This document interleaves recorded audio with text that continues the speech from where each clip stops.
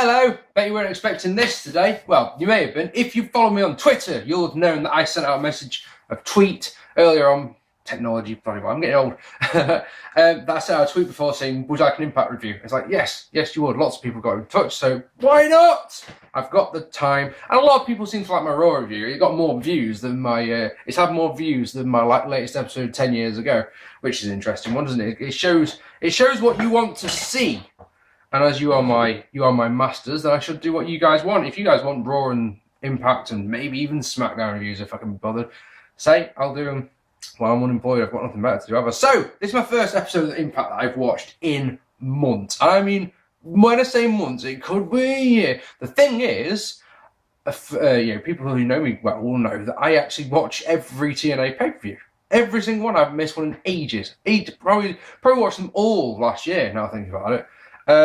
It's because they're on free TV and I can have the boys round, we can get a few beers in and watch pay-per-views, you know. We don't do that with WWE because none of us have got Sky Sports anymore. It's that simple.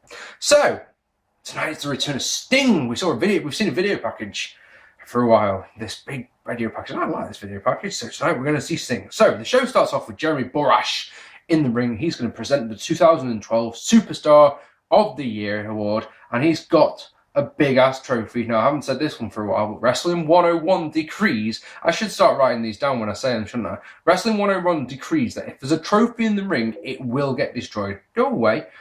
Sorry, Facebook. The nominees are Bully Ray, James Storm, Austin Aries, Jeff Hardy, and Bobby Roode. Now, Bobby Roode and Austin Aries argue about it, but then Jeff Hardy's announced as the winner, and yay! Roode and Jeff argue for a bit, then Aries joins them. He says, right, in one of these comments that I do not understand, he says he's averaged 4 stars on every pay-per-view that he's been in. And it's like, he doesn't say according to who, though. You know, it's not my rating for him. Is it yours? Have you given him 4 stars? I don't know. Anyway, the point is that Jeff then does something that I just do not understand. He offers them both a title shot at Genesis. He wants a 3-way match at Genesis. These two guys, having done nothing at all to earn a title shot, get a title shot just for arguing in the ring. Brilliant, like that. Doesn't make any sense. They end up brawling. The trophy gets damaged. It doesn't get destroyed, proving me wrong once and for all, doesn't it? But it gets damaged. The segment was a bit long. It served its purpose, though. I can't complain, believe it or not. Kaz and Daniels make fun of Storm, who laughs at them, and then it does what a bastard thing this is, yeah? He spits in Christopher Daniels' Appletini. What a bastard. Then, James Storm defeated Kaz in a decent little match. Not bad from this one at all. Decent noise from the crowd, helped down a decent length. Naturally, Daniels cheap-shotted Storm when they were brawling on the outside, but a really nice-looking TKO from Kaz made me sit up a little bit. Codebreaker and a super kick get the win for James Storm. In the back, Aces and Eights talk to Ken Anderson. Remember him? Awful, terrible wrestler. He seems interested in Aces and Eights. Then in the ring, Doc calls out Sting. Sting doesn't come out, but a baseball bat appears in the ring from nowhere. Lovely. And then in the back, Brooke Hogan says she's looking for her dad. Next up, in a match as part of a 4-man tournament to crown a #1 contender, the final of this will be at Genesis. So at least we're ahead of the match that's got a point. Yeah, a 4-man tournament. Christian York defeated Kid Cash. Sloppy match this one. Didn't seem to gel very much. Didn't look. It's like they weren't on the same page. Is the best way I can put it. York gets the win in about 3 minutes with the mood swing. And then we got a match straight away as Hernandez defeated Joey Ryan in an absolutely nothing match. Matt Morgan comes out with Joey Ryan. He's got a sling. He says he's injured his arm while he's training. Apparently, they say they're going to beat Hernandez and Chavo Guerrero for the tag team titles at Genesis. They're not the #1 contenders because there hasn't been a #1 contender match. They just are. So for the second match announcement for Genesis is that there's these guys having a match with these guys for no reason at all. There you go. Now, I understand that they were the #1 contenders that found resolution. Don't get me wrong. It's just, don't people have to earn title shots these days? Has that just completely passed me by? Is it just me who feels this way? Anyway, the match starts. Hernandez gets, 2 moves in, and then Matt Morgan gets involved. Does a discus clothesline, that gets the disqualification, then hits the carbon footprint, which is lovely. I suppose, if you want to be, the saving grace of this, because it it does advance our storyline a little bit, but not very much. And it was one of those, oh, come on. In the back, Angle and Joe tell Wes Briscoe and Garrett Bischoff to stay in the back. And then Hulk Hogan comes out to the ring. He calls out Bully Ray and Brooke.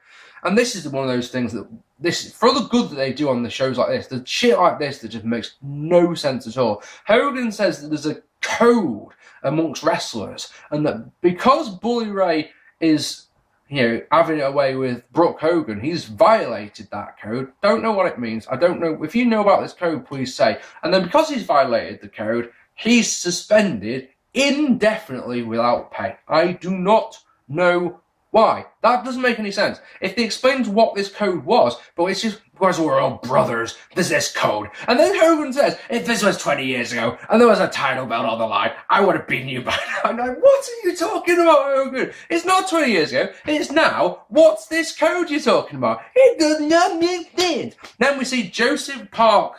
He's training. It's all going good. He's a wrestler now, apparently, so it's all good. Then, in the match of the night, genuinely, Mickie James and Miss Tazmacher defeated Tara and Gail Kim in a surprisingly good match. I say surprising. I don't watch women's wrestling, as you know, because it doesn't interest me in the slightest. And if I'm watching a show like this, I'm watching this on Daily Motion, so I can skip this.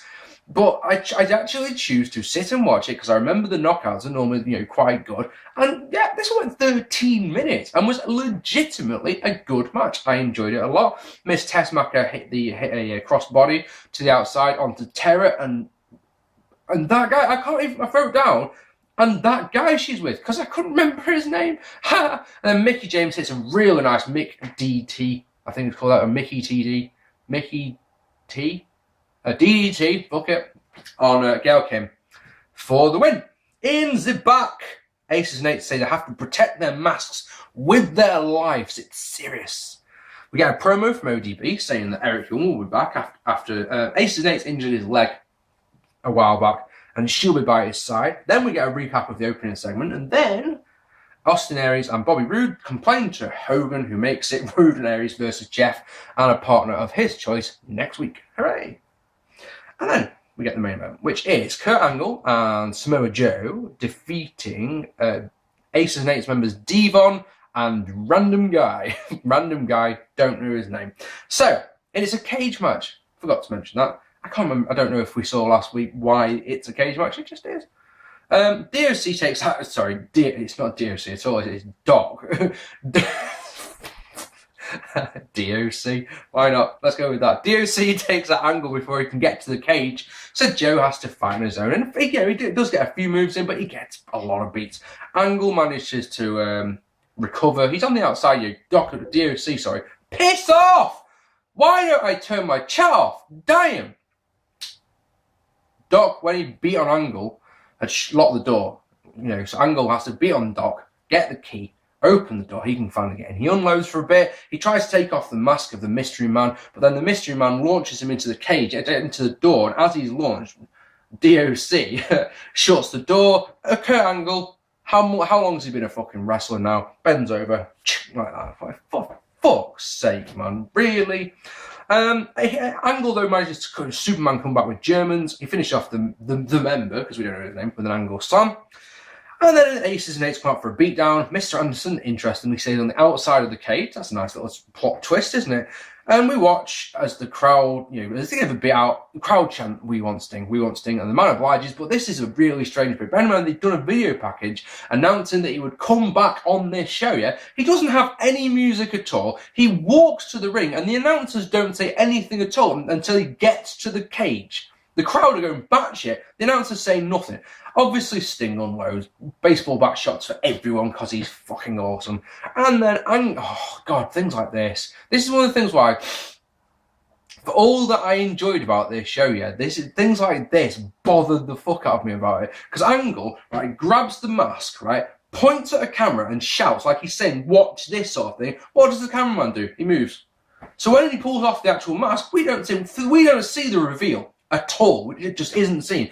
It cuts to a camera that's in the ring, and it's Mike Knox.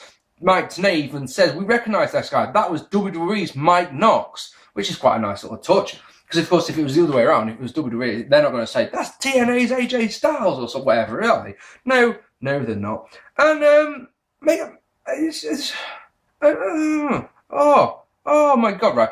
Aces and eights are shit, aren't they? Let's just be honest here. I'm not saying that they don't have the ability or anything. I mean, having Devon in there is a bit shit. But what I mean when I say that they're shit is that when me and my friends were watching Final Resolution a couple of weeks back, yeah, it was 4 members of Aces and Eights versus, let me think, Angle, Samoa Joe, Wes Briscoe, and Garrett Bischoff, I remember. And I remember turning to the guy saying, this match has got to be won by Aces and Eights because they haven't looked very strong yet so far. I don't think they've taken a couple of people out, and any time it comes to the matches, they always seem to lose. They lost there, they lost tonight. Aces and Eights do not do it for me, I'm afraid, because they look shit every time. They're all right giving out beats, yeah, until someone like Sting comes on who gives them an absolute ass whooping. But when they come to matches, they always lose, and that isn't good. Let me tell you something, guys. I enjoyed this show more than Raw. That should be saying something. This was one of those shows where for everything good there was something crap. The Hogan segment was bollocks. So I enjoyed the opening match, but every match after that for a couple of matches was utterly shite. Yeah, the women's match, surprisingly, probably the best match I've seen this year, which I know doesn't say much because bear in mind I've watched 2 shows, but of the 2 shows, that women's match was probably the best of the lot.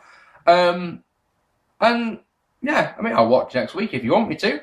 It was, let me put it this way, it didn't make me excited for Genesis in any way. I just know that what some of the matches of Genesis are. There was nothing, like, I will skip that because it was utterly shite, but there was nothing like earth-shaking, there was nothing groundbreaking, it was just there, to quote Truthfully, it was just there. Alright, I've been Mark P, hit that subscribe button. Did you watch Impact? Let me know what you thought of it down here. I'll be back for my real review on Monday. I'll probably have blonde hair by then because I'm thinking of dyeing my hair this weekend. I've been Mark P. Hit subscribe. Let me know what you think. Tatty bye!